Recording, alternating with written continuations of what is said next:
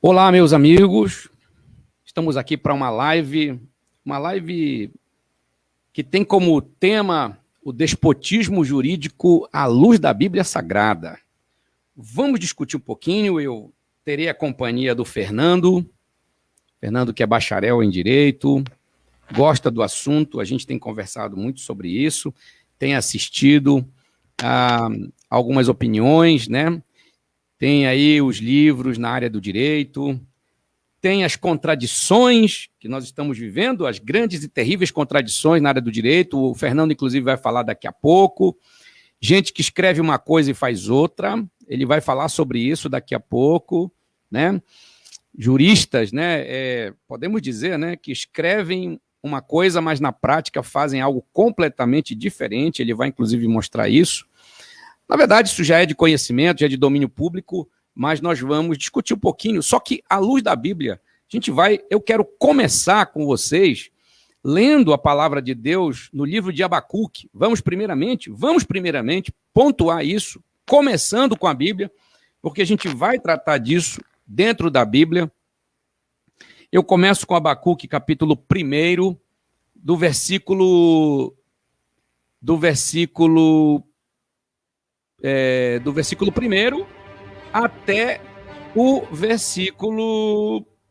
até o versículo 7, tá?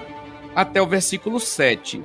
Peço que você aí abra a Bíblia, dou as boas-vindas a todos os nossos amigos que nos dão a honra aqui da audiência, tá? Estou aqui colocando aqui para a gente, sintonizando aqui com o pessoal, tá? Já estamos para o público totalmente agora, né? Estamos para o público. Então, vamos lá. Vamos começando com a Bíblia, o despotismo jurídico à luz da Bíblia Sagrada. Então, já que a Bíblia deve ser o aferidor de tudo isso, está aqui. Abacuque 1, de 1 a 7. Sentença revelada ao profeta Abacuque. E aí eu vou colocar para a gente assistir, tá bom? Vamos colocar para a gente assistir isso aqui. Olha só. Abacuque, capítulo 1, tá? Deixa eu colocar aqui para a gente assistir. Você vai ler juntamente comigo, tá? Olha aqui. Capítulo 1 de Abacuque. Está aí na tela agora, tá bom? Olha o que está escrito aí. Vamos lá? Vamos ler? Deixa eu ver se eu consigo aqui colocar na tela para você. Não. Vamos lá. Parece que não está aparecendo, mas eu vou ler aqui. Diz assim: sentença revelada ao profeta Abacuque. Até quando, Senhor, clamarei eu e tu não me escutarás? Gritar-te-ei violência e não salvarás? Por que me mostras a iniquidade e me fazes ver a opressão? Pois a destruição e a violência estão diante de mim. Há contendas e o litígio se suscita. Por esta causa a lei se afrouxa e a justiça nunca se manifesta, porque o perverso cerca o justo, a justiça é torcida. E aí eu vou para o versículo 7, já diretamente, para a gente não alongar a leitura. Diz assim: eles são pavorosos e terríveis, e criam eles mesmos o seu direito e a sua dignidade. Presta atenção, e criam eles mesmos o seu direito e a sua dignidade. Tá? Começamos com a Bíblia. E aí, eu quero ver com você o significado, eu quero mostrar para você aqui o significado de despotismo. O que seria o despotismo? O despotismo é uma forma de governo onde todo o poder está concentrado em apenas um governante, de maneira isolada e arbitrária. O despotismo é praticado por um déspota, um indivíduo que utiliza de seu poder para tiranizar e oprimir os que não seguem suas normas. O despotismo é considerado uma das formas mais simples de governo, pois não há preocupação e necessidade de criar leis ou uma Constituição que norteia a nação. A principal característica de um governo despótico é o poder acima da razão. Por isso a gente colocou aqui o termo despotismo, muito embora sendo de forma muito particular o conceito de um governo, mas nós aqui no Brasil especialmente, nós estamos vivendo uma espécie de governo despótico de um dos poderes da nossa nação, que é o poder judiciário, né, na sua mais alta instância. A mais alta instância do poder judiciário está na opinião, não é minha, mas é a opinião de juristas, é a opinião de estudiosos abalizados na área do direito, na área jurídica, de todos aqueles que são importantes formadores de opinião, tá? De que nós estamos sob a égide, né? sob o poder tirânico, que é chamado de poder tirânico, né? de um despotismo jurídico. Tá? Claro, nós estamos falando de exceções a esse despotismo jurídico. Sim, há exceções, nem todos compactuam com isso, os de baixo, né? Mas ali em cima, no topo dessa pirâmide jurídica, nós estamos sim vivendo. Há uma ação muito clara e nós vamos ver isso. Eu vou mostrar, inclusive, aqui alguns pedaços de reportagens, de depoimentos de juristas, de renomados jornalistas brasileiros, que, inclusive, não compactuam, importante, não compactuam com algumas atitudes de pessoas que estão arroladas nesses processos de ilegalidades, de arbitrariedades, né? De ilegalidades, inconstitucionalidades. Mas eu quero mostrar para vocês, por favor, não vamos resumir só questões tão próximas de nós agora, mas vamos tentar olhar isso no futuro, tá? Vamos ver onde isso vai chegar. E atenção, já vou adiantar. Tudo isso vai chegar na gente, vai chegar em mim e em você. Porque o que está em jogo aí?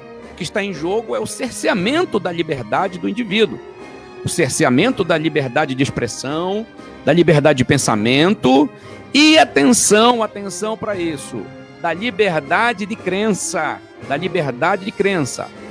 Há alguns meses atrás, um ministro do Supremo Tribunal Federal, da Suprema Corte, ensaiou uma possível medida já iniciando a interferência na seara religiosa, né? Claro que ainda com o cheiro de questões políticas, mas já iniciando uma interferência no mundo religioso, no mundo evangélico, principalmente, tanto faz, evangélico, católico, né? No mundo cristão.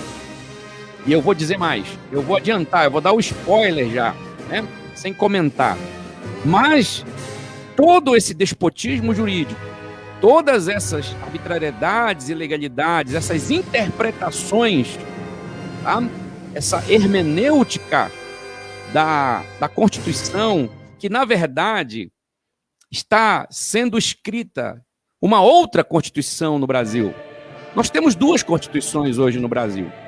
Nós temos a Constituição de 1988, que foi promulgada pela Assembleia Constituinte, né? Que na verdade não está valendo mais nada praticamente, não vale mais nada, né? Dependendo do contexto, dependendo da situação política e ideológica, diga-se de passagem, e isso é fato, dependendo da situação política e ideológica, de quem está julgando, de quem está fazendo o julgamento de uma questão, essa Constituição de 88 não tem valor nenhum. Ela é falada no discurso, ela é, entre aspas, valorizada no discurso.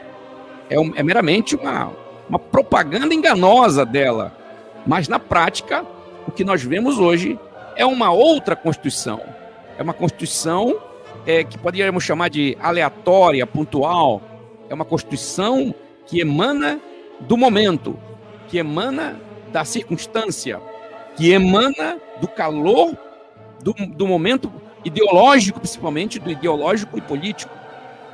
É político e ideológico. Então, nós temos duas Constituições. Uma, de 88, que não vale mais nada, E a segunda, que vale para tudo, inclusive para anular a primeira, que é a principal, a Constituição de 1988. Estamos falando de contexto brasileiro, não vamos mexer com os outros. Mas isto está configurado na Bíblia? Ah, claro que está. A Bíblia Sagrada, ela não é alheia, ela não é isenta, do assunto, destes assuntos relacionados ao contexto político, jurídico, né? O contexto político que engloba as questões jurídicas, né? Porque o universo jurídico está dentro do contexto político de uma sociedade. Abacuque faz um questionamento, por quê? Abacuque está ali vendo a Babilônia, está presenciando a Babilônia, está vislumbrando, né, a situação do cativeiro. Em 605 já havia sido levado a primeira turma de judeus para a Babilônia. Em 597 nós temos a segunda turma, e 586 a terceira turma de exilados para a Babilônia. E Abacuque está escrevendo esse livro aí em faixa de 604, 606, 604 antes de Cristo, um período do cerco, período de cerco da Babilônia a Jerusalém, a cidade de Jerusalém. Nabucodonosor, grande monstro da época, né? Um déspota, né? Ele era um déspota, era o todo-poderoso governante do mundo, estava cercando Jerusalém, e Abacuque está vendo isso com assombro. E aí, ele sabe perfeitamente que já a influência da Babilônia, a influência jurídica de Babilônia já está atuando sobre o povo de Judá, o povo do qual ele fazia parte, né? E ele está questionando isso diante de Deus. Tá? No entanto, Abacuque é muito consciente também de que no tempo dele em Judá, esse direito já estava sendo distorcido.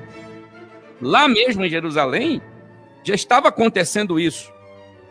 Os juízes dos judeus já também exerciam uma espécie de despotismo jurídico, né?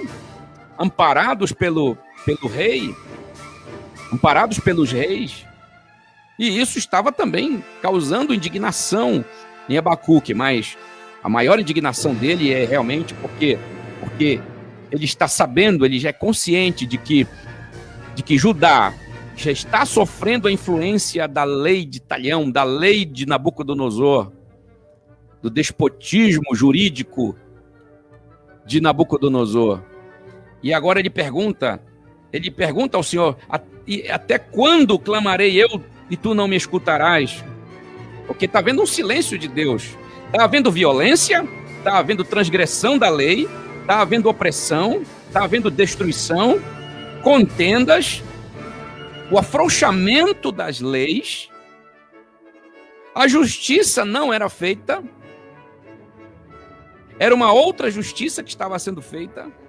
E aí ele diz assim: porque o perverso cerca o justo e a justiça é torcida. Será que você não está vendo esse cenário hoje? De forma muito, muito clara. Será que você não está vendo esse cenário? Nós estamos assistindo a esse momento no nosso Brasil. Nós estamos assistindo. Tá? A gente está vendo isso acontecer. E agora?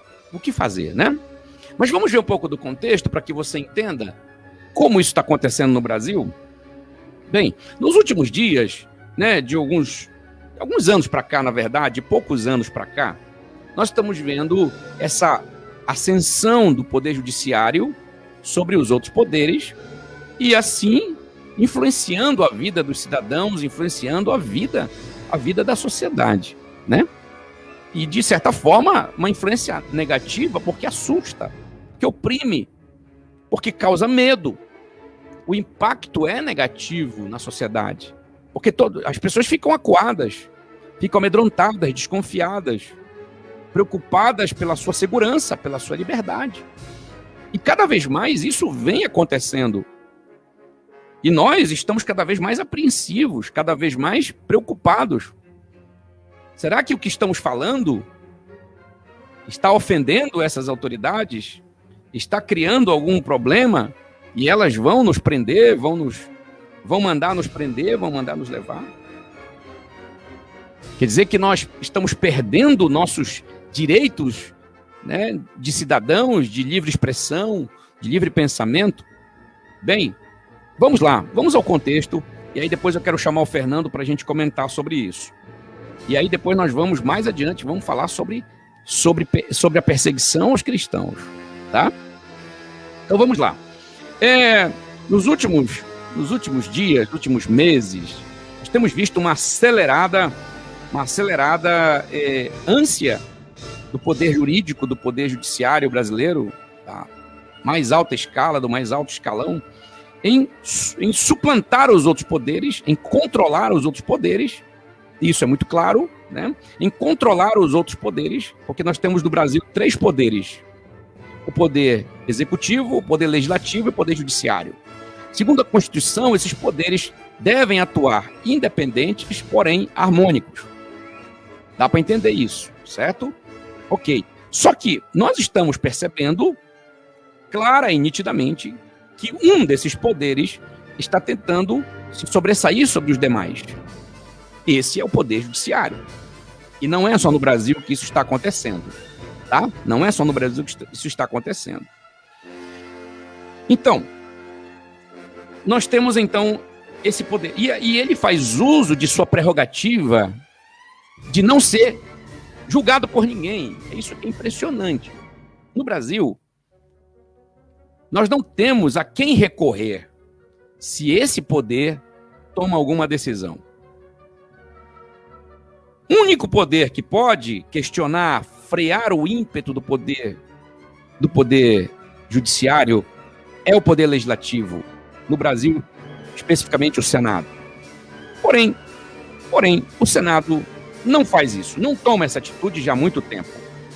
Não toma essa atitude, se omite, se cala. E não é que, nesse caso, não há harmonia, mas há uma conivência.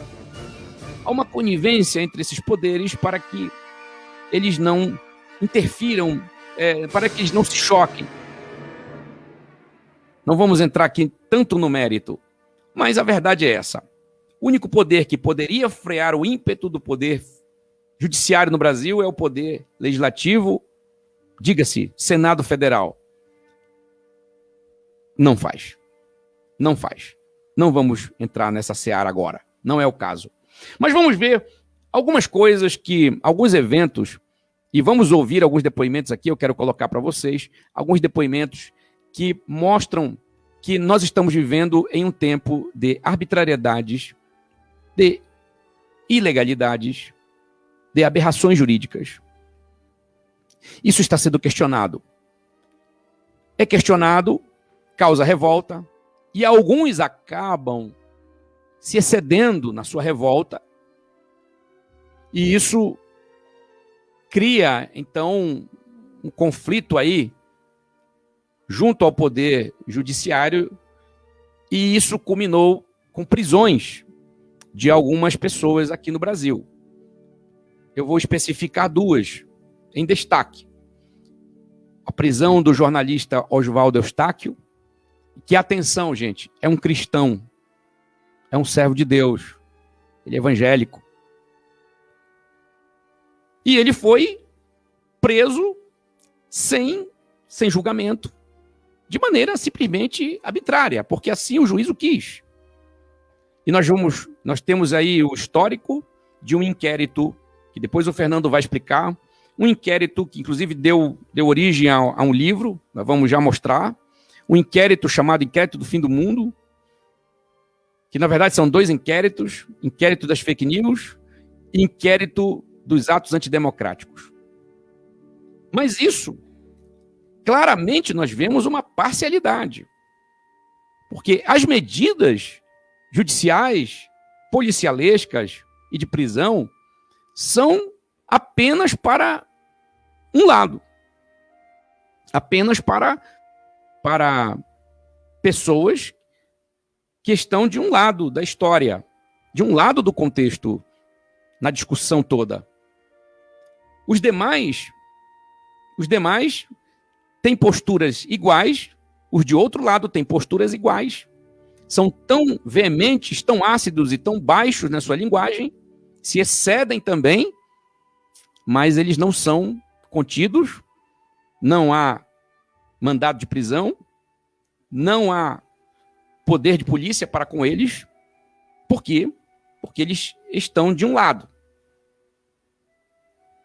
Não vamos entrar também nessa questão agora. Então nós tivemos a prisão do jornalista Oswaldo Eustáquio, um homem correto, um homem que não tem ficha criminal, mas foi preso simplesmente por suas opiniões.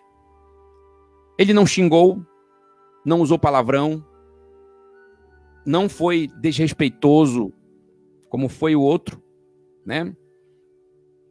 Fez uso da sua liberdade de expressão, da sua liberdade de jornalista para fazer denúncias, para trazer à baila, para trazer ao conhecimento da sociedade denúncias graves contra tudo isso que está acontecendo e, infelizmente, envolvendo grandes autoridades dos poderes da nossa república. E foi preso. Foi preso 2 vezes e agora, infelizmente, na cadeia, ele sofreu um acidente, que agora tudo muito nebuloso, tudo muito misterioso. Sofreu um acidente e está agora paraplégico, está com prisão domiciliar, quase que incomunicável, não pode se comunicar por redes sociais, não pode emitir palavra alguma para a sociedade, para você ver. Está proibido de se comunicar por redes sociais, por tudo. Sua palavra está vedada para que não seja preso de novo. Você vai ouvir opiniões aí sobre esse inquérito que está enquadrando esse moço, esse jornalista. O outro que foi preso agora foi o deputado Daniel Silveira. E eu quero já adiantar também, fazer eco a todas as vozes que se levantaram em relação a esse deputado. Eu não apoio, não concordo com absolutamente nenhuma das expressões, das verborragias de baixo calão que ele pronunciou na sua fala, no seu vídeo. Não há crime nesse homem, não há uma ficha criminal nesse homem. Ele sofreu penalidades como policial, como muitos policiais sofrem por questão de procedimento, mas não por crimes. Então ele não tem ficha criminal, não é um político corrupto, ele não está envolvido em escândalos de roubo, de falcatruas. É um político até sério. Mas o comportamento dele foi indecoroso. Ele não foi respeitoso, mesmo podendo ser contundente nas suas críticas, mesmo sendo um crítico veemente das personalidades a quem ele se dirigiu, toda a sua liberdade, mas ele não foi decoroso. Ele faltou com o decoro. E nós não podemos concordar com isso. No entanto, embora tendo sido indecoroso e suas palavras indecorosas, suas expressões indecorosas, devem ser julgadas pela Comissão de Ética da Assembleia, né, da Câmara Federal, justo, para sofrer as sanções dessa Comissão de Ética, os procedimentos de sua prisão é que foram ilegais, incorretos. O Fernando vai falar sobre isso já já. Nós vamos falar sobre isso já já. Eu vou dar a palavra para o Fernando. Então nós temos esses 2 personagens, sem contar outros outros atores, outros indivíduos que foram presos também nesse mesmo enquadramento de atos antidemocráticos. E a discussão foi quase unânime. E eu vou mostrar aqui para vocês alguns vídeos de pessoas que não concordam com ele e que, inclusive, não estão do lado dele, do lado político dele. Não apoiam o lado político desse deputado. Mas, mediante a letra da lei, mediante o código da Constituição, eles são unânimes. Ambos os lados, juristas de ambos os lados, são unânimes em dizer que a prisão foi ilegal, inconstitucional e que abriu um precedente perigosíssimo, porque abre jurisprudência. Fernando vai falar isso também. Abre precedente, abre jurisprudência para que outros atos de mesma natureza sejam executados contra políticos, contra jornalistas, contra pessoas comuns, contra qualquer um de nós, pelas nossas palavras, dependendo da interpretação do indivíduo que quiser nos prender. E atenção, o jornalista estava baseado no seu direito, artigo 5º da Constituição, do seu direito de livre expressão. E o deputado, não só no direito de livre expressão, mas amparado pelo artigo 53 da Constituição, que lhe dá imunidade parlamentar. E você vai ouvir aqui um jurista falar sobre isso, 2 juristas falarem sobre isso. Eu vou começar com o jurista Modesto Carvalhosa, que vai dizer claramente tudo que eu falei de forma muito mais categórica. Mas olha o que ele vai dizer e eu vou colocar para vocês assistirem aqui. Preste atenção, porque o jurista Modesto Carvalhosa vai falar agora sobre esse caso das prisões, mais especificamente da prisão do deputado Daniel Silveira, que faz parte dessa sequência de atos de prisões legais que ferem a Constituição, que são do arbítrio do juiz que emitiu mandado de prisão, os mandados de prisão, especificamente o mandado de prisão para este deputado federal. Ouça. No Brasil, como ninguém, heroicamente. Bom, primeiramente, eu quero dizer que eu não sou bolsonarista, sou completamente contra tudo que o Bolsonaro tem feito, tem falado, tem proposto. E não concordo também com as críticas que o deputado fez ao Fachin, que é um ministro ilustre, que tem lutado contra a corrupção no Brasil como ninguém, heroicamente, inclusive dentro do próprio Supremo Tribunal Federal, e que merece, portanto, dos brasileiros, da cidadania, o maior respeito e apoio. Portanto, aqui o meu desagravo também ao Fachin, que juntamente com o ministro Barroso, Fux, Carmen Lúcia e Rosa Weber, constituem o sal da terra dentro daquele tribunal. Portanto, não existe nada que eu concorde da parte do que foi falado pelo deputado. Porém, ele utilizou de uma prerrogativa no artigo 53, que é a inviolabilidade das suas opiniões e palavras. Ele, como representante do povo, tem todo o direito de emitir as suas opiniões, ainda que sejam as mais escatológicas e as mais impróprias e mais injustas que tenham sido. É um direito, quase que um dever dele, de opinar sobre as matérias que interessam ao país. Portanto, ele não violou nenhuma lei, ele se valeu da Constituição e, portanto, o que se acusa, que o ministro Alexandre de Moraes acusou, é do crime de opinião. O crime de opinião inviolável dele e que, portanto, não é crime nenhum. Houve um abuso, se houve abuso, foi da parte do ministro Alexandre de Moraes ao decretar sua prisão agora, pelo visto, ratificada pelo próprio Supremo no seu colegiado. Então veja aí a opinião de um jurista que não concorda absolutamente com nada do que o deputado falou, né? É completamente contrário, como nós também somos, a forma como ele se dirigiu a essas pessoas, que poderiam estar erradas, que podem estar erradas como estiverem, fazendo o que estiverem, mas não era do decoro de uma pessoa, principalmente da estirpe do deputado, dizer palavras tão ofensivas, né? Nós reprovamos isso, mas como disse o jurista, ele estava amparado pela lei, pelo artigo 53, e ele então diz que a sua prisão foi ilegal, foi arbitrária, feriu a Constituição. Eu quero trazer aqui, deixa eu ver se eu consigo, né? Parece que eu estou com dificuldade de pegar aqui mas vamos ver. Nós temos aqui um depoimento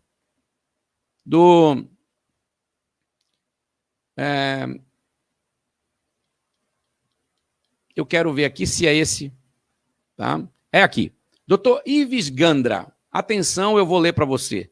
Dr. Ives Gandra, ele diz o seguinte, olha só o que o Dr. Ives Gandra fala. Vou colocar mais alto aqui para você. Eu, pessoalmente, acho que o deputado não honrou o seu mandato falando o que falou. Realmente é impróprio. Mas ele estava na sua liberdade de expressão, que é inviolável. Foi absolutamente impróprio, estou de acordo, mas é a liberdade do deputado. Eu participei de audiências públicas para a Constituinte e a decisão foi para que a liberdade de expressão do parlamentar fosse plena. Podem ter os maiores absurdos, mas essa liberdade é plena. Quando se ultrapassa os limites da lei, tem que pedir autorização da Câmara para mandar prender, porque a Constituição é muito clara. Prestaram atenção para isso? 2 juristas, tá? Que são constituintes. Esse Ives Gandra, principalmente, é um jurista constituinte. E ele diz claramente, com a autoridade de um jurista constituinte, que não houve crime na fala do deputado. Pode sim o deputado ser julgado pelas suas palavras, pelo decoro parlamentar, mas não poderia ser preso pelas suas palavras, pelo seu pensamento, palavras e votos, tá? Opiniões, palavras e votos. Ele tem liberdade, ele tem imunidade parlamentar. Pode ser julgado pelas suas palavras, sim, na comissão de ética e receber reprimendas por isso, repreensão por isso. Agora, vamos ver a opinião de um jornalista que é da área do direito, tá? Vejam o que ele fala sobre essa prisão do deputado Daniel Silveira. Vamos lá. Não enxergam no Supremo um aliado fundamental. Vamos lá.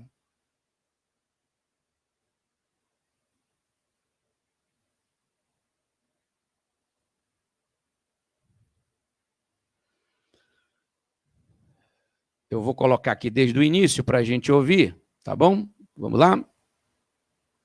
Mesmo que esses parlamentares, independentemente da relação...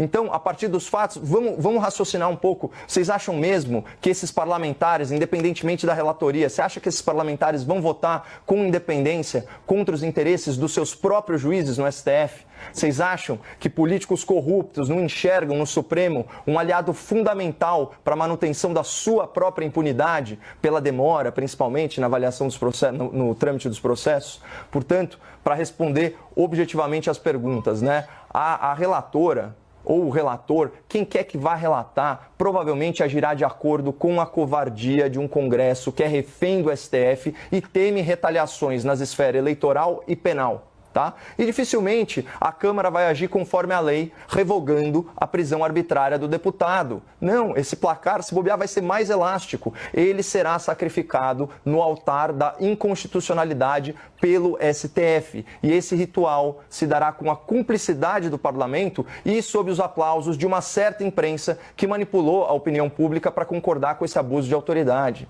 E só para constar de novo, né, para fechar a semana, eu estou fazendo uma defesa da correta aplicação da lei, da observância da Constituição e do respeito aos direitos humanos. O meu argumento não é uma defesa do caráter desse deputado, nem das suas ações, nem da sua biografia. Agora, prender uma pessoa deve ser sempre um juízo jurídico, não um juízo político e muito menos um juízo moral. Então, é por isso que eu não vou me calar sobre esse fato e muito menos aplaudir os abusos de autoridade do STF, ainda que eu não tenha simpatia pessoal por esse congressista em particular. Vejam só. Atenção, por que eu estou colocando essas reportagens primeiramente, depois a gente vai discutir com o Fernando sobre esse assunto? Porque nós temos aí a opinião de pessoas, inclusive, que não simpatizam com o indivíduo, com o deputado, e que talvez sejam até veementemente, e talvez, não, verdade, sejam veementemente contrárias, repudiam suas palavras, a forma ferina, a forma agressiva, baixa, com que ele usou palavras muito baixas para se referir a essas pessoas, independente do que estejam fazendo ou não, tá? Mas eu vou colocar mais uma outra aqui, mais uma outra palavra, de um outro jornalista que tem, agora, falando sobre esses inquéritos. Fernando vai explicar que inquéritos são esses daqui a pouco. Dos inquéritos, esse inquérito de fake news, inquérito de atos antidemocráticos, né, que estão produzindo prisões. E as prisões já estão sendo ditas por aí, você já sabe. São prisões ilegais, que ferem a Constituição, são arbitrárias, e um dos adjetivos para esse tipo de ação judicial chama-se até de aberrações judiciais, né? Eu estou colocando entre aspas, porque é o que se mostra, né, por algumas opiniões abalizadas, tá? Então vamos ouvir ainda, inclusive agora se referindo até à prisão do jornalista também, né? Vamos ouvir aqui o que o jornalista Fiuza, lá da Jovem Pan, fala sobre esse assunto, sobre essas ilegalidades, esses atos injustos que estão acontecendo no Brasil. Vamos lá. Tudo nesse processo é estranho, tudo nesse processo é suspeito, tudo nesse processo cheira a ilegalidade, né? Desde a instauração do inquérito do fim do mundo, das fake news e seu irmão gêmeo, o inquérito contra os atos antidemocráticos, nós vimos um festival aí de exorbitâncias por parte do STF, culminando na prisão desse jornalista. Não interessa o juízo sobre a forma como ele exerce a profissão dele, a não ser que fosse uma forma criminosa, isso não é, ou pelo menos não foi demonstrado. Não interessa se ele gosta, se ele tem inclinações para lá ou para cá. Aliás, de inclinações é o que a mídia brasileira hoje está cheia, né? E inclinações que inclusive a fazem praticamente cair de madura, né? Diante de um partidarismo, né? Diante de uma militância. E esse jornalista estava lá exercendo a profissão dele, foi preso de forma autoritária e jamais se viu até hoje os motivos dessa prisão. Então esse é um preso político, esse é verdadeiramente um preso político brasileiro, né? Não se trata aqui que isso não sirva como a exaltação ao jornalista. Isso não é uma exaltação ao jornalista. Isso é uma crítica muito preocupada à forma como a democracia está sendo exercida no Brasil. Porque os direitos constitucionais deste personagem, desse jornalista, eles foram solapados, eles foram atropelados. Não avalia o HC porque não quer, porque vai avaliar quando quiser. Prendeu o jornalista porque quis, porque alegou ameaça de subversão à ordem pública, que é o tipo de alegação que fazem os tiranos. Então, esse processo é um processo que não tem a devida atenção daqueles que se dizem defensores da liberdade de expressão no país. Isso também não pode acabar bem. Isso está se tornando, de fato, um troféu para aqueles que acham, e estão cada vez achando mais, que podem exerceram o autoritarismo fantasiado de democracia. Só para lembrar que foi assim que se instaurou a ditadura na Venezuela. Eles nunca foi uma ditadura manifesta. Sempre foi o arbítrio e o autoritarismo exercido sob manto, sob véus de democracia. E é isso que o caso do Oswaldo Eustáquio está mostrando que está acontecendo também no Brasil. Então vejam só, mais uma opinião. Agora, para fechar essa questão aí, para a gente entrar com o Fernando, ele explicar o que é isso que está acontecendo no Brasil, esse despotismo jurídico, né? Ele vai falar, inclusive, sobre um livro que está muito em evidência hoje, que chama O Inquérito do Fim do Mundo. Eu quero colocar aqui mais uma reportagem, que é do Jornal da Jovem Pan, tá? sobre o que a Polícia Federal encontrou, né? Vamos lá, sobre o que a Polícia Federal encontrou na sua investigação sobre esses inquéritos, chamado inquérito de atos antidemocráticos, no qual, inclusive, tanto o jornalista Oswaldo Eustáquio quanto o deputado André Silveira foram enquadrados, né? Foram presos, melhor dizendo, tá? Vamos ver aqui o que aconteceu depois da investigação da Polícia Federal. Olha só. Preste atenção. A Polícia Federal enviou ao ministro Alexandre de Moraes, do Supremo, um relatório informando que, ao término de dezenas de diligências realizadas, não encontrou elementos suficientes para indiciar pessoas pela realização ou financiamento de atos supostamente antidemocráticos. Os autos do inquérito estão com a Procuradoria-Geral da República, que vai analisar as medidas cumpridas. A PF não pediu mais prazo nem propôs novos caminhos, indicando ter terminado sua parte. A delegada Denise Dias Ribeiro enviou o relatório ao ministro em dezembro, mas os documentos foram encaminhados direto para a PGR, onde estão até agora. Esse é o inquérito que foi aberto em abril de 2020, mirando apoiadores do presidente Jair Bolsonaro. A delegada não classificou o relatório nem como parcial, nem como final, como é o padrão. Olha aí.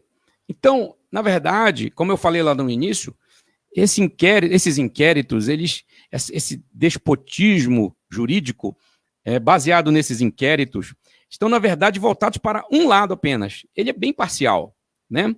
E atenção, eu estou dando spoiler para você. Lá na frente vão pegar a gente, vão pegar nós, cristãos, vão pegar a liberdade de crença, porque agora estão pegando a liberdade de expressão de um jornalista, e estão pegando a liberdade de expressão e também mexendo na imunidade parlamentar, que já foi, inclusive, agora foi referendado pela Câmara, apoiando a prisão do deputado. Atenção, isso é muito perigoso. Isso é algo que deve nos incomodar, como incomodou Abacuque. Eu vou ler de novo o texto. Abacuque pergunta: até quando, Senhor, clamarei eu e tu não me escutarás? Até quando gritarei violência e não salvarás? Por que me mostras a iniquidade e me fazes ver a opressão? Pois a destruição e a violência estão diante de mim. Há contendas e o litígio se suscita. Por esta causa a lei se afrouxa, a justiça nunca se manifesta, porque o perverso cerca o justo e a justiça é torcida. Presta atenção para o verso 7. Eles são pavorosos, esses juízes que atuam na história com esse espírito despótico, eles são pavorosos, terríveis, e criam eles mesmos o seu direito e a sua dignidade. Ou seja, eles dizem o que é certo, o que é errado, independente de uma Constituição. Eles dizem o que é flagrante, o que não é, de acordo com a sua conveniência. Por quê? Porque fere sua dignidade. E é algo, inclusive, é ideológico, é político e é pessoal também. Certo? Atenção, Fernando. Vamos lá. Fala para nós o que são esses inquéritos, esse inquérito do fim do mundo aí, em que está baseado inquérito das fake news e inquérito dos atos antidemocráticos. Fala pra gente. Oi, gente. Bom, é o seguinte, antes de falar propriamente dos inquéritos, né, a gente tem que fazer uma pequena volta no tempo, né, toda a evolução do direito penal, né, na história humana. Então, a gente teve o tempo da vingança privada, onde valia a lei do olho por olho, dente por dente.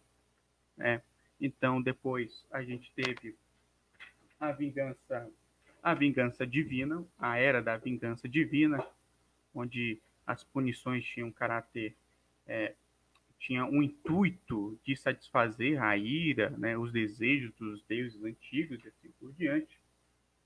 Né? E também temos a vingança pública. Né? A vingança pública, que era mais ou menos a continuação dos dois períodos anteriores. Né? E se, por um lado, né, na vingança privada, a pena era dada pela própria vítima do crime, e na vingança privada, aliás, na vingança divina, a punição era dada pelo próprio sacerdote ali, né? No caso da vingança pública, a gente tinha a punição sendo dada pela própria autoridade, pelo próprio burocrata, né? E não eram, né, penas assim, olha, fique preso aí, moço. Aí uns 5 anos, 10 anos, não. Né? As penas ainda eram bem rústicas, por assim dizer, né? Ainda tinham características da lei de Talião, assim por diante, né? Então tinha desmembramento, tinha mutilações corporais, tinha pena de morte, assim por diante, né? Então, progredindo nisso, a gente vai ver, de uns tempos para cá, né? A partir de 2019, aliás, muito antes de 2019, né? A partir ali de 2013, o povo brasileiro, parte da mídia e assim por diante, vem se atentando para as decisões erradas do nosso querido Supremo, né? Ali, o que vai da ocasião, né? As decisões que eles tomam ali vai muito da ocasião, porque uma hora prisão após condenação em segunda instância vale, outra hora não vale, né?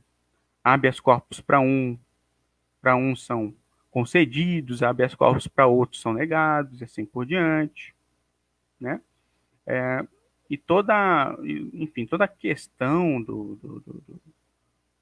até mesmo dos casos do Petrolão e assim por diante, os esquemas de corrupção dos governos petistas, né? Tudo isso foi criando mais pressão, né, no Supremo, e começaram a vir as críticas. Ora, né, se os ministros falassem apenas nos autos, como deve ser, não ficassem por aí dando entrevistazinha, né, conversando com um youtuberzinho que pinta cabelo de roxo, assim por diante, né, a gente até entenderia, né, e dava para engolir um pouco mais o sapo. Mas não, eles ficam falando demais, ficam falando muito, e falando besteira, coisas que afrontam a crença do povo brasileiro, né, coisas que afrontam os valores morais do povo brasileiro, que é um povo cristão, que é um povo, né, ali basicamente conservador, não gosta muito de pilantragem, apesar do nosso jeitinho brasileiro de ser, a gente, tenta fazer as coisas da maneira certa. É a cultura judaico-cristã, né, Fernando? Né, a cultura judaico-cristã, né? E o direito romano, assim por diante. Enfim. Então, as críticas ao Supremo começam a se efervescer, né? E as pessoas começam a perceber que muitas das vezes ali não é um erro de interpretação de alguma lei, né? As pessoas começaram a perceber, opa, esse cara aqui tá de pilantragem, esse cara aqui nada a ver isso. Que negócio é? A lei diz, ele tá escrevendo B no voto dele? Que negócio é esse? Né? Uhum. E por que com o outro fulano lá não foi desse jeito e agora com o cicrano tá sendo desse jeito? Né? E vai, e vez ou outra sai uma delação, sai uma denúncia, que o ministro A vem de sentença, o ministro B é casado com a advogada que, enfim, faz lá os cambalachos para as decisões saírem do jeito que eles querem, né? E isso, os ânimos do povo vão efervescendo, e claro, né? A gente vivia num país, né, que a gente não vive mais, a gente vivia num país onde a liberdade de expressão era sagrada. Então, dá-lhe crítica, dá-lhe crítica, dá-lhe crítica e dá-lhe crítica. Né? Tanto é, né, como disse o lustríssimo careca do Supremo, né, quem não quer ser criticado, né, não seja um homem público. Né? Até mesmo na apologética na apologia de Sócrates, ele até fala, olha, prefiro ser um homem privado, porque daí ninguém me enche a paciência, né?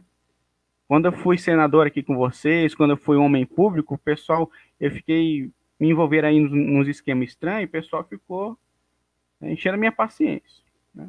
Desde a Grécia Antiga já sabiam disso. Enfim. Então, não só críticas foram crescendo, como também manifestações populares de rua. Manifestações populares, orgânicas, não financiadas. A pessoa se autofinanciava, pegava o busão, ia para Brasília, pegava o busão, vai na Paulista. Então as críticas do Twitter saíram e foram para as ruas, tomaram as ruas, né? E os nossos lagostíssimos, opa, que negócio é esse aí? Estão me criticando agora? Como assim? Calma aí, gente, calma, né? Então, em 14 de março de 2019, né, deu-se início à perseguição. Por quê? Porque em 14 de março de 2019 foi instaurado o inquérito 4781, mais conhecido como inquérito das fake news. Né? Por quê? É aí que vem um detalhe importante. Como a gente poderia ter acabado com o erro ali, né, quando ele ainda estava pequeno, né, quando ele não oferecia muito perigo. E por que a gente não deu um basta naquilo ali, desde lá? Porque os primeiros prejudicados foram o pessoal ali da Cruzoé, né? Que não sei se naquela época eles já estavam um pouco mais, fazendo um pouco mais de oposição, né? Ao governo, mas a Cruzoé tanto faz, né? Dane-se a Cruzoé, né? Não é comigo mesmo, mas começa assim. Não é com você. Né? Você não liga para o problema até ele lhe atingir. Né? Sim, verdade. Começaram com a revista eletrônica, depois foram para o jornalista lá, o Ostáquio. Aí, meu amigo, não estão poupando nem o deputado. Que é que, além do cidadão comum, era a pessoa que podia falar o que bem entendesse. O que bem entendesse. Por causa da bendita imunidade parlamentar. Né? Sim. Então, primeiro erro, né? Porque foi instaurado um inquérito. O inquérito só pode ser instaurado pelo delegado de polícia. Certo. E, primeiramente, né, o inquérito ele é um instrumento, né, ele é uma ferramenta, digamos assim, desnecessária. Não é obrigatório ter um inquérito. Você já pode ir direto para a ação penal, que já é todo o processo judicial mesmo. Entendeu? Já é o processo judicial mesmo. Excita, contesta, tal. Beleza? Então, mas no caso do inquérito 4781, né, fake news, e do inquérito 4828, se não me engano, que são dos atos antidemocráticos, ambos foram instaurados por ministros do STF. Né? E por ministros, entenda juízes. Juízes. Né? Em momento algum, né?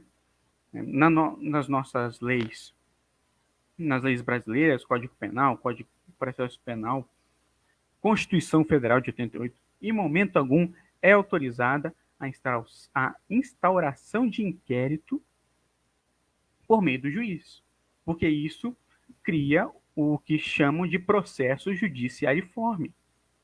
E além... Repete isso para a gente, Fernando, repete isso. Veja só, atenção, você que está aí nos assistindo, veja só. Esse inquérito, ele é, na sua origem, ele é ilegal, inconstitucional, né? É arbitrário. Repete para nós aí, Fernando. Sim, os inquéritos foram instaurados, tiveram início por meio da iniciativa de ministros do Supremo Tribunal Federal. Mas, de acordo com a Constituição, quem tem esse poder de instaurar um inquérito é o delegado de polícia, seja ele da Polícia Civil ou Polícia Federal. Vai depender ali do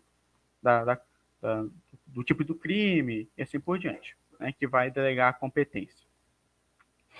Enfim, então, porque, além da Constituição proibir o processo judicialiforme, conduzido pelo juiz, isso também é uma proteção contra a parcialidade do processo. É uma proteção, aliás, da imparcialidade do processo.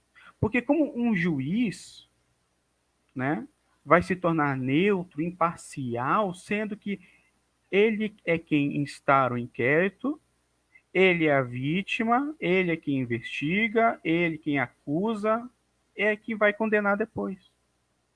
Não tem como ser imparcial assim. Não tem como. Pois é. Nem mesmo com um robô, eu acho. Não sei. Não sei. Mas não tem como. E logo assim que o inquérito foi instaurado, um outro princípio do direito penal foi violado, que é o princípio do juiz natural ou sistema de distribuição do processo. Por quê? Porque a partir do momento que você instaura um processo no Poder Judiciário, um juiz competente, que seja ali daquela área específica, ele tem que cuidar daquele processo. O delegado ali da área do direito penal vai cuidar daquele inquérito, digamos assim. Sim. Então, assim que o inquérito foi instaurado, não houve a distribuição entre os 11 ali pelo Dias Toffoli. O inquérito foi instaurado pelo Dias Toffoli. Então, instaurou, o que ele é? O que ele deveria fazer? Bom, vou sortear essa parada aqui, entre nós os 10 aqui. Mas não, o que ele fez? Ele mandou logo para o Alexandre de Moraes. Pronto, lá se foi também todo o processo de distribuição, entre ali os 11 do STF, e foi também embora o princípio do juiz natural. Então o negócio ficou totalmente parcial, Toffoli e Alexandre de Moraes resolveram se unir ali naquele dia e resolveram tocar o terror até hoje. Até hoje. Então, foi a instalação do inquérito tem por base também dois artigos do regimento interno do STF que não foram recepcionados pela Constituição Federal. Por quê? Porque eles são anteriores à Constituição. Se não me engano, o regimento interno é antes de 88, obviamente. Então veio a Constituição de 88 e não recepcionou, não aceitou, não só certos artigos do regimento interno do STF, como também não aceitou outros dispositivos legais espalhados nas diversas leis brasileiras, seja de âmbito penal, tributário e assim por diante. Então, é praticamente isso. Então, fazendo a linha do tempo, Em 15 de abril de 2019, por ordem do ministro Alexandre de Moraes, a revista Cruzoé foi intimada a retirar do ar a reportagem chamada O Amigo do Amigo de Meu Pai, estendida a decisão ao site antagonista do mesmo grupo, sobre o fundamento de claro abuso no conteúdo da matéria vinculada. Ok.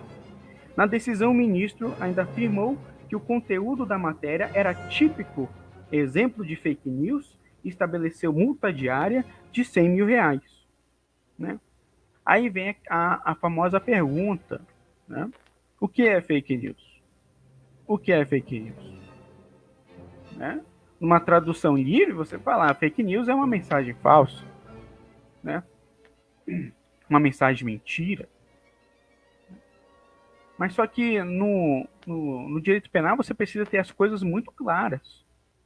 Tão claras que... E isso não ficou claro, né, Fernando? Isso não ficou Não, claro. até hoje, e digo. Não está claro até hoje porque fake news ainda não é um crime. Né? Não existe o crime, um artigo específico para fake news no nosso Código Penal. Ou não existe uma lei específica para fake news. Né? Não existe uma lei específica para fake news. Por quê? Porque o direito penal, né, segue um princípio que o rege, né, que é não há crime sem lei anterior que o defina. Sim. Não há crime sem lei anterior que o defina. Então, para o STF, para qualquer um, né, se qualquer um do Poder Judiciário quiser investigar e punir, né, possivelmente fake news, é preciso que essa coisa chamada fake news esteja tipificada, esteja exposta no Código Penal ou numa lei específica para isso. E não é o que acontece. Então, o STF, entre outras coisas, está investigando algo que ainda não existe, né? Algo que eles propriamente criam porque eles querem. Eles têm esse poder, né? Eles não se mantiveram no seu papel de guardião da Constituição, de protetores da Constituição, né? Eles sequestraram a Constituição e agora estão fazendo o que bem entendem. Eles reescrevem a Constituição, eles reinterpretam a Constituição. E eles, na verdade, o que está acontecendo, o que eu falei no início dessa live, é que o poder judiciário, diga-se ali a mais alta corte, ela assume também um papel de legislador que pertence ao Senado, na verdade, né? Assume o papel de legislador que seria do Senado, que seria do Congresso, melhor dizendo, né? Seria do Congresso Nacional. Sim, porque quem tem a competência, o poder de legislar, segundo, se não me engano, no artigo 22 da Constituição, ali no inciso 1º, se não me engano, quem tem a competência para legislar em matéria penal, processual penal, civil, enfim, processual civil, é a União, é o Poder Legislativo, né? É a Câmara dos Deputados, Senado Federal. São eles, né? O que o STF pode fazer, assim, no máximo, né, é pegar diversas jurisprudências deles e reunir tudo nas tais súmulas vinculantes. Né, que a súmula vinculante é um resumo de diversas jurisprudências que versam sobre o mesmo tema. Mas, mesmo que venha a existir uma súmula vinculante sobre fake news amanhã, por exemplo, né, o Poder Legislativo pode editar uma lei sobre fake news que contrarie essa possível, né, essa hipotética súmula vinculante do STF sobre fake news. Né? Por quê? Porque quem tem, né, o poder de legislar é o Poder Legislativo. Né? É o Poder Legislativo. E o Poder Judiciário apenas aplica a lei, diz o direito, interpreta a lei e assim por diante. Continuando a linha do tempo, 19 de dezembro de 2019, a Polícia Federal cumpriu busca e apreensão expedido pelo Alexandre de Moraes na casa do Edson Salomão, presidente do movimento conservador e chefe de gabinete do Douglas Garcia, o deputado aqui de São Paulo. Tá? O que mais? 27 de maio, aí o negócio ficou mais feio. 27 de maio de 2020, agentes da Polícia Federal em diversos estados cumpriram 29 mandados de busca e apreensão na residência de empresários, jornalistas, youtubers, políticos, por ordem de Alexandre de Moraes no inquérito 4781. Aspas. Suspeitos de criar, disseminar e financiar notícias falsas. Todos conservadores. Até o momento não se sabe também quais foram os crimes cometidos. os próprios investigados e seus defensores não conseguiram acesso integral aos autos, que já acumula cerca de 6.000 páginas e mais 70 anexos, ou apensos. Né? Com o passar do tempo, eles só conseguiram acesso a um dos apensos, ou anexos, que é o tal do apenso 70. Ou seja, né, Fernando, os que estão sendo investigados, né, que alguns já foram até presos, eles não têm acesso à integralidade desse inquérito, né? Não, porque no apenso não tem quase nada. Né? Eu estagiei em delegacia. O que tinha no apenso? Né, para contextualizar, né? Eu estagiava numa delegacia que cuidava de crimes contra a saúde e a gente pegava alguns erros médicos lá, alguns possíveis erros médicos. Então, o que tem dentro de um inquérito é o que tem mais de importante. São os depoimentos, os resultados de perícia, né? As ordens do Ministério Público, né? O Ministério Público ele vai ali atuar como um fiscal da lei, ele vai dar pra gente todas as diligências a serem feitas e assim por diante. Então tá lá, tá tudo mais importante. Quem disse o quê, quando, prova pericial, resultado e assim por diante. Ofícios, né, respostas de ofícios, tudo. Isso é mais importante.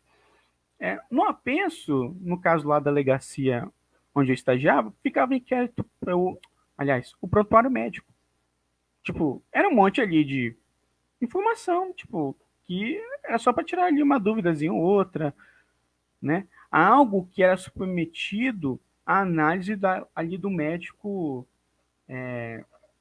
que trabalhava no próprio Ministério Público. Então, a gente mandava, quando acabava as diligências, a gente mandava o inquérito com os apensos, ou apensos, para o Ministério Público, e lá eles iam analisar tanto que tinha no inquérito, tanto que tinha no apenso.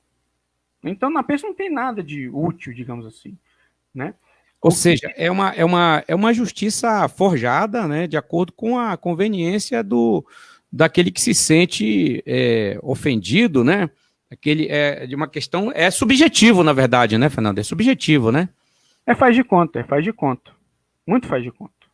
Então, o que tinha ali no apenso, né?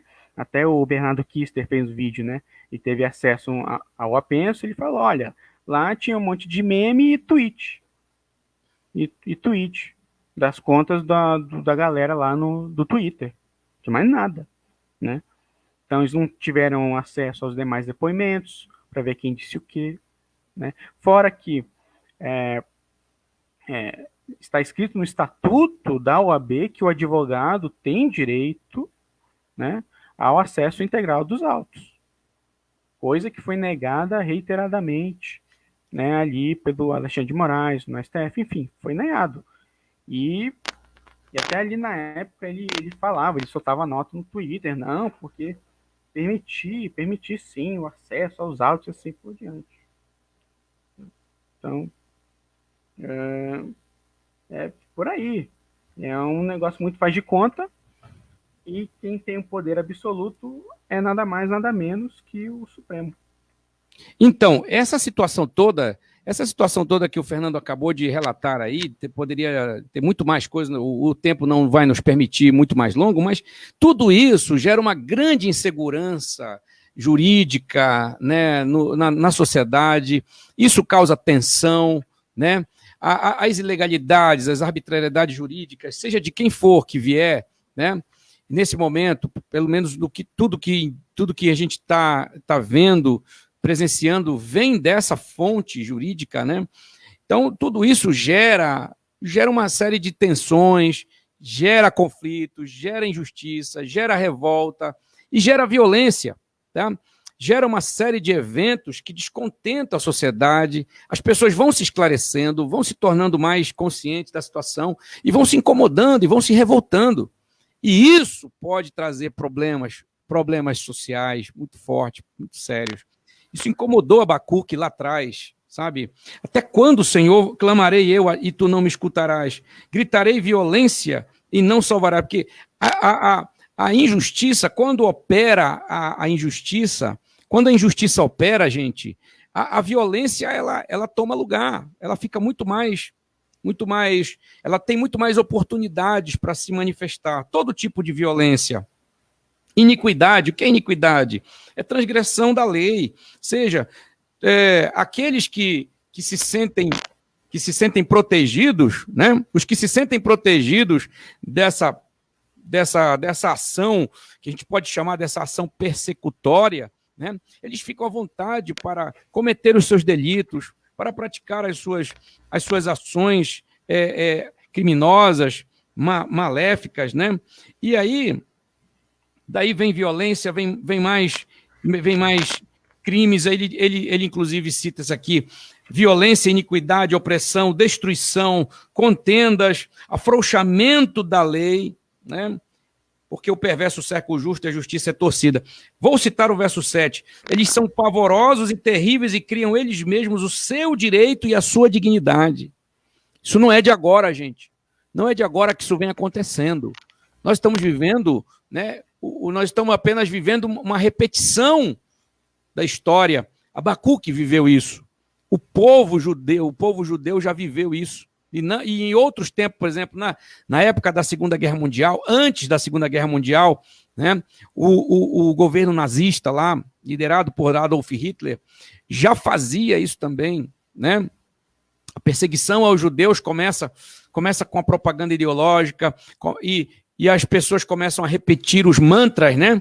Os mantras da propaganda ideológica nazista, e aí passam a odiar os judeus, passam a acreditar nesse mantra repetido de que judeus eram uma ameaça para a sociedade alemã e para o mundo, e que precisavam ser combatidos, exterminados, eliminados. E aí o que é que acontece? Abriu-se a porteira para que Hitler ficasse à vontade para eliminar mais de 6 milhões de judeus, né, durante o período de 1940 a 45, né, nos campos de concentração, nas câmaras de gás, né, sofreram todo tipo de violência. E o que é que acontece? Todo esse movimento, toda essa confusão jurídica no Brasil, falamos do Brasil, isso vai descambar em outras ações persecutórias e em outras interpretações, né, interpretações legais, né, entre aspas, legais, interpretações para perseguir outras classes de pessoas. E aí eu entro na questão dos cristãos, em nós cristãos, mas antes, o Fernando tem aí um trecho do livro que resume essa questão do inquérito de fake news, inquérito de atos antidemocráticos. Fala aí, Fernando.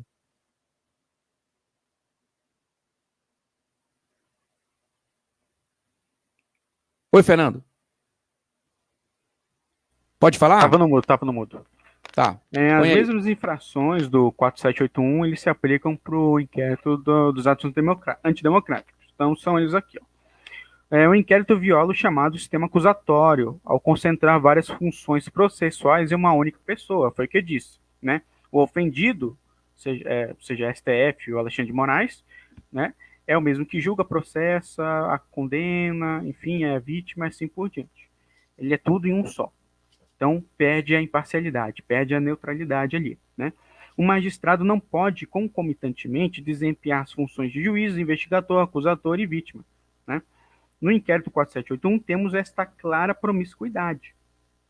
Portanto, o que temos aqui é uma aberrante instauração do inquérito pela vítima, com o poder de decretar prisões, determinar buscas e apreensões contra seus supostos algozes.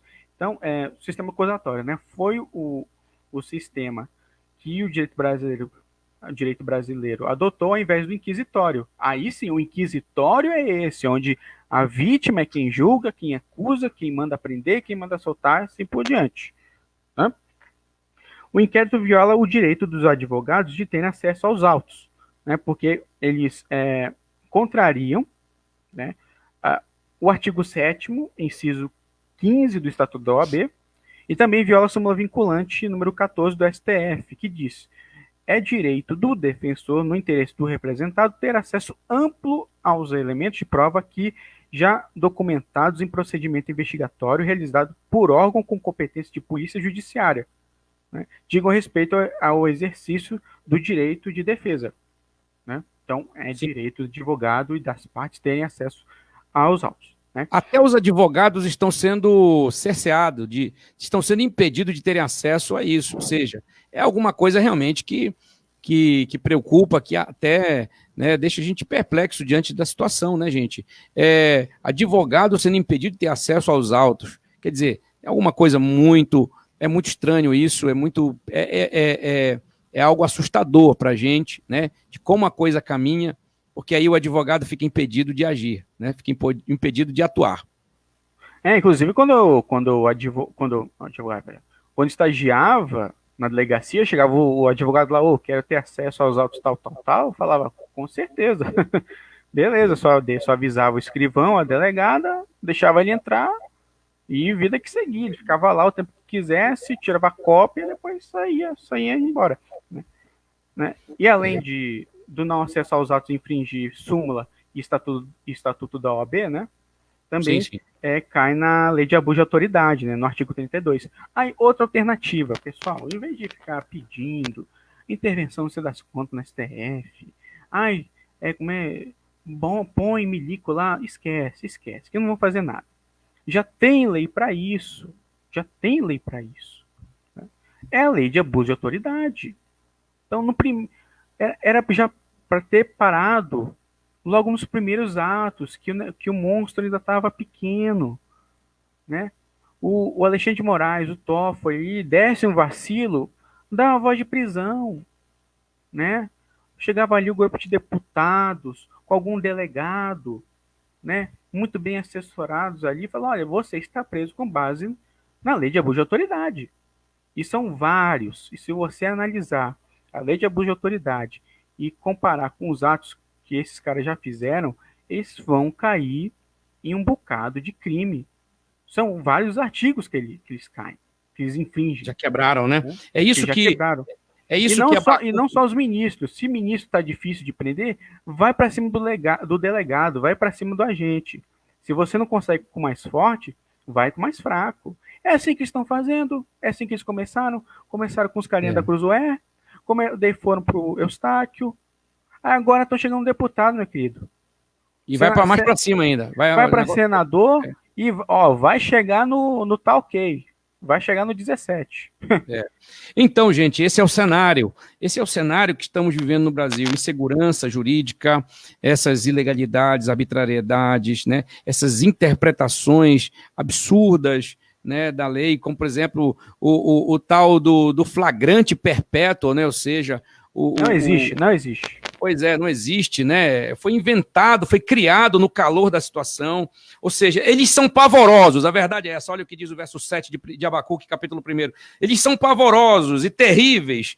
Criam eles mesmos o seu direito e a sua dignidade. O seu direito. Entendeu? Não é a Constituição que está em vigor, não é a imparcialidade. É o direito de quem julga, de quem se sente ferido na sua dignidade, né? Naquilo que lhe convém. Então, nós estamos vivendo isso e agora, o que a gente vê diante dessa realidade? O Abacuque sabe quem é Nabucodonosor e o profeta Daniel, aqui para você, o profeta Daniel, ele dá uma ideia de quem era. Olha só quem era Nabucodonosor e dá uma olhada para o presente, para o momento presente, você vê se não está se repetindo a história. Olha só, algumas características muito fortes. Essa coisa do despotismo, né? Quando Daniel fala a Belsazar sobre o antecessor, que era Nabucodonosor, ele diz o seguinte, capítulo 5, versículo 19 e 20, ele diz assim, por sua grandeza, se referindo a Nabucodonosor, por causa da grandeza que lhe deu, povos, nações e homens de todas as línguas tremiam e temiam diante dele. Matava quem queria e a quem queria deixava com vida. Quem queria exaltava e quem queria abatia. Quando, porém, o seu coração se elevou, o seu espírito se tornou soberbo e arrogante, foi derribado do seu trono real e passou dele a sua glória. Muito bem, o incômodo de Abacuque é porque ele sabia que se tratava de um déspota, de alguém que, nas palavras de Daniel, fazia o que queria, porque tinha poderes. Quando um homem, uma pessoa, seja ele homem ou mulher, se sente tão poderoso e aí começa a agir pelas suas opiniões, pelas suas vontades, pelos seus desejos, sentimentos, ideologias, crenças, faz coisas absurdas, né? Persegue a quem quer, protege a quem quer, tá? Humilha quem quer, exalta quem quer. Manda prender e manda soltar quem quer. Ou seja, é de acordo com a conveniência. Nabucodonosor tem o espírito despótico. E esse espírito despótico de Nabucodonosor, que incomodou Abacuque, que foi aqui relatado pelo profeta Daniel, ele está sendo repetido no comportamento de muitos governantes, mas neste caso, principalmente, que estamos vivendo, né, o despotismo jurídico em várias partes do mundo. Aqui no Brasil nós estamos vivendo, então nós vemos hoje essa realidade se repetir e precisamos olhar para a palavra de Deus e ver que nós precisamos nos incomodar com isso. Daí eu quero fechar essa live com essa palavra aqui para você que está ouvindo. Nós nos demoramos um pouco porque a gente passou um panorama da situação, um pouquinho da realidade brasileira, do que está acontecendo aqui no nosso país, que vai chegar em nós, cristãos, vai chegar na nossa liberdade de crença, tá? Anotem aí, tá? Vai chegar. E aí você diz, não, mas está profetizado. Sim, está profetizado por Jesus que nós vamos ser perseguidos, que em várias partes do mundo os cristãos serão perseguidos, como já estão sendo perseguidos. Na China, por exemplo, a China hoje é um dos governos que mais persegue cristãos, e são leis, tá, gente? São leis, executadas pelas polícias, executadas pelos órgãos, né, de busca e apreensão, tá? Mas são leis, são estatutos, tá? Direcionados à liberdade de fé, à liberdade dos cristãos. E a outras liberdades também. Em outros países do mundo, tá? Os cristãos são perseguidos. A liberdade de expressão, de pensamento e fé é severamente perseguida com leis. Agora, o que precisamos fazer? Baixar a cabeça? Dizer, está profetizado, nós vamos ser perseguidos? Não. Nós podemos até ser perseguidos, mas não podemos jamais nos acomodar, jamais aceitar passivamente isso. Você não vai ver em nenhum momento na história do cristianismo os cristãos se entregando aos leões, aos leões famintos na arena do Coliseu. Você não vai ver os cristãos em massa se entregando à crucificação ou a serem queimados vivos nas praças. Os cristãos viviam dispersos. Por que viviam dispersos? Fugindo da perseguição. Claro, quando eram encontrados, infelizmente, eram presos e até mortos. Perseguidos, presos e mortos. Mas andavam dispersos, se escondendo. Lá em Roma mesmo, chegavam a fazer cultos dentro das catacumbas, né? Nos túmulos subterrâneos. E aí? Nós não podemos nos entregar, nós não podemos nos conformar a este mundo. E isso se aplica a tudo. Não podemos nos conformar a essa realidade. Não podemos. O cristianismo não pode aceitar injustiça. O cristianismo não pode aplaudir a injustiça, a ilegalidade, a arbitrariedade. É claro, tem que ser, não pode também ser baixo, não pode agredir, não pode usar de ações violentas, de ações como nós vimos nesses dias agora, não só pelo deputado, mas por outros parlamentares, do outro lado, inclusive, que falaram coisas terríveis também, não só contra o Supremo Tribunal Federal, mas contra outras autoridades do nosso país, inclusive contra o nosso presidente. As pessoas achincalham, pedem para matar, incentivam o assassinato, por exemplo, do presidente, né? Incentivam incentivam todo tipo de violência contra a pessoa dele, contra os que o apoiam, com os seus eleitores, são chamados de fascistas, de nazistas e de tudo que não presta, na verdade, todo tipo de rótulos para criar animosidade na sociedade, né? E de perigo, de ameaça. Os eleitores, né, aqueles que apoiam, né, o governo, por exemplo, são taxados pela própria imprensa, inclusive, como ameaças.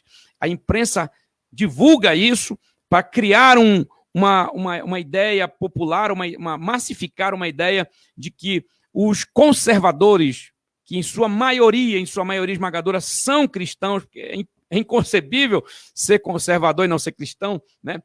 Cristãos conservadores cristãos, né, são hoje ameaça no Brasil. Já se diz isso, já se divulga isso. O que nós vamos fazer? Nos conformar? Aceitar passivamente? Cruzar os braços, dizer está profetizado, vamos morrer? Olha, eu sou cristão, me matem, me persigam, me prendam porque eu quero morrer. Eu concordo com isso. Inclusive na próxima eleição eu vou eleger mais gente que não goste da gente para poder piorar a situação, para me prenderem logo, me matarem logo. Eu duvido que tenha algum cristão em sã consciência que faça isso, né? Mas tem gente que, infelizmente, por falta de esclarecimento, por falta de conhecimento, por falta de se aprofundar na situação, acaba apoiando de forma, através do seu voto, através até da sua opinião mesmo, aprovando essas ações, né? E isso acaba comprometendo a vida, as liberdades e a vida das pessoas de um modo geral. Então, vamos nos incomodar, sim, vamos pregar o Evangelho. O Evangelho, ele traz justiça de Deus, né? O Evangelho traz justiça. O Evangelho visa libertar as pessoas de toda a mentalidade da injustiça. Liberta o homem da condenação do pecado, liberta o homem do juízo vindouro, e liberta o homem de todas essas concepções malignas, essas concepções do mistério da injustiça. Então, você que é cristão, você que realmente entende o cristianismo de maneira ampla e plena, você deve repudiar essas atitudes. Repudiar todo tipo de injustiça, seja de que lado for, todo tipo de injustiça. Deve defender aquilo que é justo. Não pode compactuar com nenhuma ilegalidade, com nenhuma arbitrariedade, com nenhuma aberração jurídica, né? Nós devemos respeitar as leis, né, do nosso país, claro, desde que elas estejam de acordo com a fé, de acordo com os nossos princípios, né? Andar de acordo. Porque aí depois cumpre-se o princípio bíblico que Pedro disse: mais importa obedecer a Deus do que aos homens. Isso se aplica a tudo. Então, diante de ilegalidades, não podemos aceitar. Diante de aberrações jurídicas, não podemos aceitar. A nossa fé, a nossa crença, nosso posicionamento é de repúdio a tudo isso. Repudiamos todo tipo de atitude de ofensa baixa, né? Mas não podemos aceitar de forma nenhuma que a liberdade do ser humano, a sua liberdade de crença, sua liberdade de expressão, sua liberdade de pensamento sejam perseguidas. Porque Deus não faz isso com o ser humano. Deus dá liberdade para o ser humano, para ele até ser inimigo dele, né? Existem ateus que são blasfemos, né? Existem pessoas que dizem coisas absurdas a respeito de Deus e não são impedidas, não são policiadas. Vão prestar conta, sim. Vão prestar conta em algum momento disso, claro. Mas Deus não vive perseguindo pessoas de forma imediata por causa de suas declarações, tá? Agora, Deus também não tem flagrante perpétuo. Mediante o arrependimento, Deus perdoa. Mediante o arrependimento e a conversão, Deus torna aquela pessoa justificada.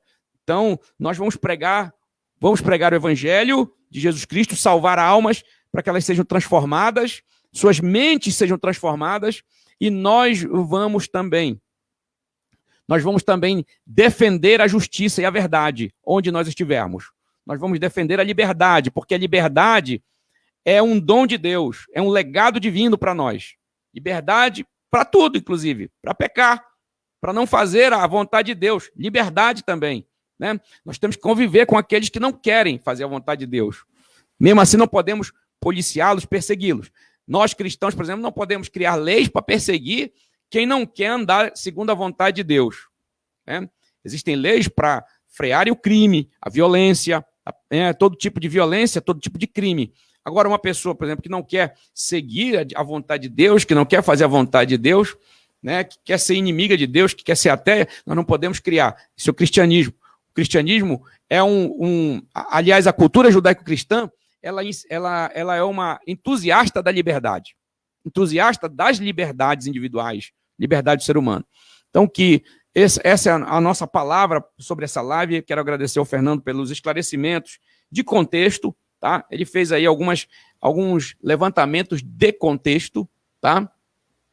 E eu quero dar a palavra dele para ele finalizar finalizar aí as suas considerações finais, tá, Fernando? Fala aí. Sim, sim.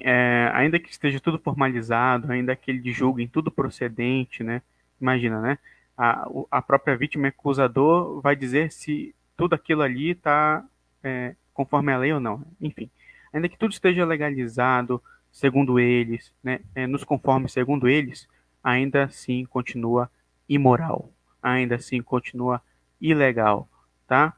Olha, na Alemanha nazista, na União Soviética, era tudo formalizado, tá bom? Era tudo formalizado. Cada prisioneiro ali tinha o seu número de série, tinha sua foto, estava tudo carimbado, assinado e assim por diante. Agora, qual é a solução? A solução para essas coisas é médio e longo prazo, meu querido. Não tem muito o que fazer agora, não. A gente está só com Deus nessa aí, né? A gente conta com a misericórdia, com a ajuda de Deus, com a sua justiça. E como diz lá em Mateus 5, né? Bem-aventurados que têm fome e sede de justiça. Que a gente continue nesse rumo, a gente continue brigando pelo que é certo, cultivando essa consciência, cultivando a virtude da justiça dentro da gente, né? E enquanto alguns tentarem vir com o papo, né? De que 2 mais 2 é 5, que no fim das contas isso é uma estratégia, todas essas arbitrariedades, no fim das contas, 2 mais 2 é 5, e a gente continue falando aí que 2 mais 2 é 4, e paciência. É urgente ter paciência. Nós estamos vivendo um momento revolucionário, um momento apoteótico de uma revolução cultural no mundo ocidental, e o Brasil é palco dessa apoteose revolucionária, e um dos instrumentos dessa ação revolucionária cultural no mundo ocidental chama-se judiciário, tá? Isso aí você vai ver nas propostas de Antônio Gramsci, lá no gramscismo, né? Na ideia de Gramsci, na ideia de Saul Alinsky, né?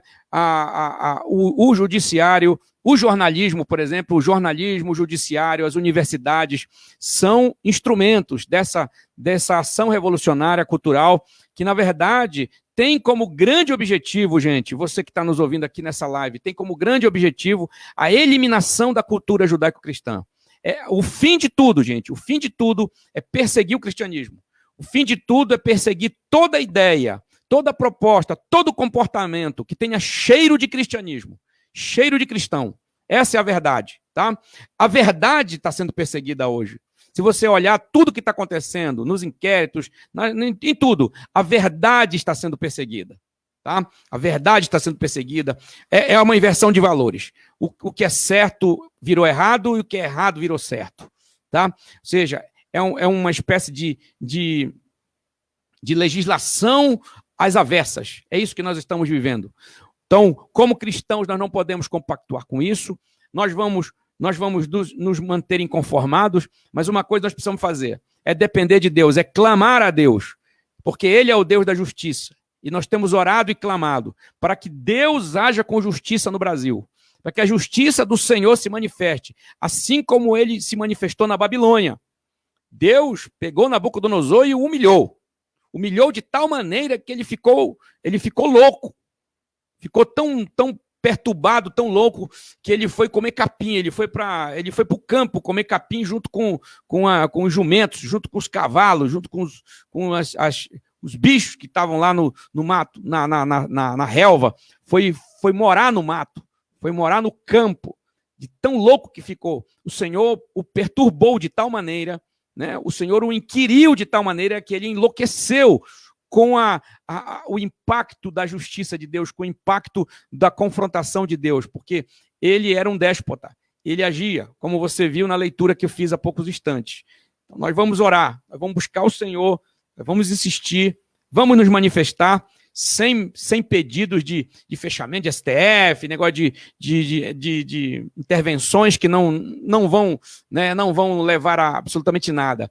Vamos nos indispor, vamos manter nossa indisposição e vamos Vamos também, como cidadãos, como entes de uma sociedade, participantes de uma dinâmica social e política, vamos eleger pessoas minimamente, né? Vou usar esse termo, minimamente inclinadas para o bem, minimamente inclinadas para a justiça. Sabemos que isso não há perfeição nisso, mas se quisermos pelo menos um equilíbrio de forças, o mal não vai acabar, gente. A injustiça não vai acabar, mas nós precisamos manter o equilíbrio de forças. Para que a igreja de Deus está no mundo? Ela está no mundo para pregar o evangelho, para levar pessoas à salvação, a serem transformadas, e também ela faz um equilíbrio de forças no mundo. Ela equilibra as forças no mundo. Tá? Ela representa a força do bem, da justiça, da verdade. Tá? E nós precisamos lutar por isso. Tá? Você estude direito para ser um cristão, um cristão defensor da justiça no Brasil. Para ensinar, para exercer, para trabalhar pela justiça e pelo bem. Lute pelo bem, lute pela justiça, lute pela verdade. Tá? E seja um instrumento de Deus na terra. Né? Seja um instrumento de Deus na terra para equilibrar as forças nesse mundo. Porque no momento, aqui no Brasil, falando especificamente, as forças do mal estão prevalecendo muito fortemente, nós vemos isso, e nós precisamos ver algo mudar. A igreja é perseguida no mundo. Na Bíblia Sagrada, as profecias dizem que ela é perseguida, mas em momento algum diz que a igreja será derrotada. Em momento algum diz que a igreja será derrotada. Ela será perseguida, ela será levada aos tribunais, né? Leis serão elaboradas para calar, silenciar os cristãos no mundo, isso já está acontecendo há muito tempo, mas em momento algum diz que a igreja será derrotada, que a igreja será silenciada, que os cristãos serão silenciados. Tá? E os cristãos estão lutando em vários frontes. Aí, tá? Na mídia nós temos, é pouquinho, mas temos cristãos lutando no fronte da mídia, no fronte da informação, levando uma informação, né, mais adequada com a realidade, tá? E nós precisamos fazer isso também, tá bom? Que Deus abençoe a sua vida. Agradeço ao Fernando pela participação. Nossa live foi um pouco extensa, mas de certa forma um pouco esclarecedora, porque a gente precisava apresentar um contexto, né, nessa questão de injustiças, né? E todo o conflito que está havendo entre partes aqui no Brasil. Que Deus abençoe a nossa nação, que Deus nos proteja, tenha misericórdia de nós. É o que nós desejamos a todos. E vamos lutar pela verdade, vamos lutar pela justiça em nosso Brasil. Um abraço a todos. Fiquem com Deus, tá? Fiquem na paz do Senhor Jesus Cristo. Amém.